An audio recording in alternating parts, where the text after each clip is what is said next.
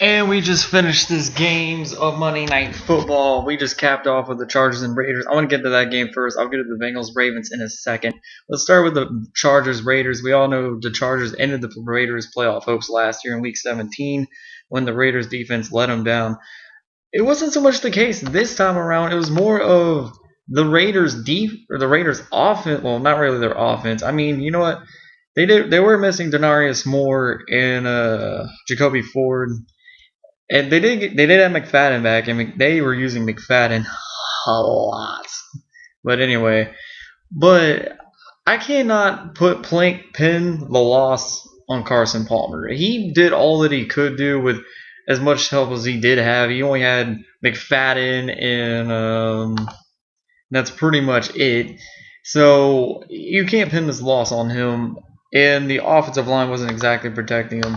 And not only that, their center did get hurt, and so they couldn't get the punts off. I mean, you think they would have somebody train a backup for that? I mean, come on.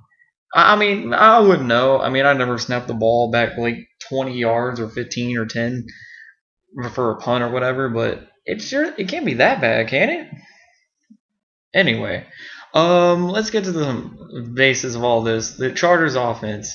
The problem with them last year is that they couldn't score in the red zone. Except for one play to Malcolm Ford where Rivers was almost sacked. They really struggled to really get a high scoring offense going on. I know he's got a new receiving core. He doesn't have Vincent Jackson anymore. He doesn't have Mike Tolbert. Instead he has Meacham, Floyd, and he still has Gates, and Malcolm Floyd's the new number one. I thought Rivers had a decent game. I mean, he didn't throw for like 300, 400 yards like everyone was saying he would against, because they're always talking about how bad the Raiders secondary though. But I think the Raiders defense, they actually did better than what people would expect. I mean, I know 22 points seems like a lot, but they did all they could to keep this a game. You can't blame Oakland's defense for this game, but you can blame them for the penalties that kept some of the drives alive that allowed San Diego to get the points. And that was an issue last year. They had the penalties, and it was one of the keys to their downfall tonight. But the Chargers, they get it up to a 22-6 lead. The Raiders did finally get to the end zone when the game was pretty much almost out of reach on Palmer's touchdown pass to a rookie, or no, to a rookie named Rod Streeter. And I know he had a couple drops tonight, but seriously, look at the stats here. They use McFadden so much. McFadden had 13 catches on 18 targets. That's how limited they were. I mean, I know they had Darius Hayward Bay, but that's pretty much all they had. Streeter's just a rookie. He's not even a starter for this team if Ford and Denarius Moore were back. But anyway, I thought the Chargers rushing attack, I know they were missing Ryan Matthews. I will address that. And I know Gates injured his hip but did come back in the game. But the Chargers rushing attack was very lethargic to say the least, only coming up with 32 yards. And Jackie Battle didn't even play. I'm kind of shocked about that. I hope someone explains that to me. But anyway, but the Chargers did win 22-14. I don't know what it means just yet. I mean, you could say yes, the Chargers defense played good, and they stepped it up. But I mean, you got to mention the injuries to the Ford and more, and I mean, you can't discount that in no circumstances. Rivers was decent. He actually did throw an interception for a change. And neither did Carson Palmer. These two were picked on for throwing a lot of picks last year, but they actually they didn't turn the ball over. I think the only turnovers came on the punt malfunction from the Raiders, but either way, San Diego goes on to face Tennessee next week, and they're at home. And the Raiders have to go on the road to take on Ryan Tannehill and the Dolphins. I think the Raiders have a good chance to pick up win number one next week, but we'll have to wait and see. Now we got to get to the other game for the night, the Ravens-Bengals, an AFC North matchup. Both teams made the playoffs last year, but the Ravens swept the Bengals. And what I got out of this is the Ravens are still really, really good, and the Cincinnati Bengals, this is not their time. It's not the Bengals' time right now. I mean, Baltimore jumped out to a 17-3 lead early behind touchdowns from Ray Rice and a 34-yard pass from Joe Flacco to Anquan Bolden.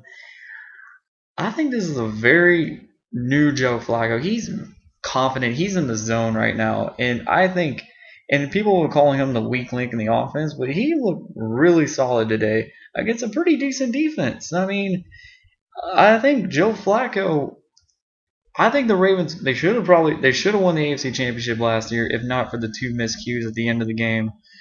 But you know what? I think I see a lot of good things in Baltimore. But anyway, let's get back to it. Cincinnati did get it within 17-13 by the early third, but that's when things fell apart. But here's my little thing right here. The Bengals, they should have went for it on 4th and goal, like the Ravens' 2-yard line, instead of kicking the field goal. At least this is just a determination of the coach, right? This is your willpower to win, in my opinion. If it was me, I would have went for it. You have to go for it against a great defense like Baltimore. You have to get as many points as you can, and I would have not have opted for the field goal. But it was 17-13, and that was as close as it's going to get for the rest of the night. As Flacco would throw a 10-yard touchdown, they were tracking another field goal, and then the legendary Ed Reed passes Charles Woodson for the all-time interception yards, and he gets a pick six to make it 34-13 by the end of the third. And that pretty much wrapped it up as Ray Rice got a touchdown. Andy Dalton fumbled again. Ravens kicked the field goal, and Baltimore wins 44-13. Good win for the Ravens. I think they show they're still the class of the AFC North, along with the Steelers. Well, the Steelers lost last night, so I think the Ravens still have that edge in terms of being first place. Should the Bengals be concerned about losing this great? Well, you got to keep in mind that the Ravens blew out the Steelers last year, and the Steelers still made the playoffs. But I know two different teams, two different circumstances. The Bengals, they're a younger team, maybe not as talented as the Steelers, but they're getting closer and closer. But I think the Bengals still need a lot to work on if they're going to win the AFC or at least make the playoffs again. In my opinion, they got a tougher schedule. They got the NFC East this year. They don't have the NFC West like they did last year. They got the East. They got the Giants, Eagles, Cowboys, and even RG3 and the Redskins this year. So, the Bengals got to be a little bit worrisome about that. But beyond all that, the Bengals do have a home game against the Browns next week. So I think they'll win that one. But the Ravens, they got a tough test in Philadelphia as they take on the Eagles in Philly. Although the Eagles didn't look that great against the Browns, I think the Eagles will try to look to be much, much better the next week. And I look forward to seeing a great game between those two teams. Well, this finishes up week 1. Monday Night Football is done. Be sure my next video will be either Thursday after the Thursday night game or Friday morning as I recap the Thursday night football game. Packers, Bears as they renew their historic rivalry. Can't wait. I had to throw a little Bart Scott moment there.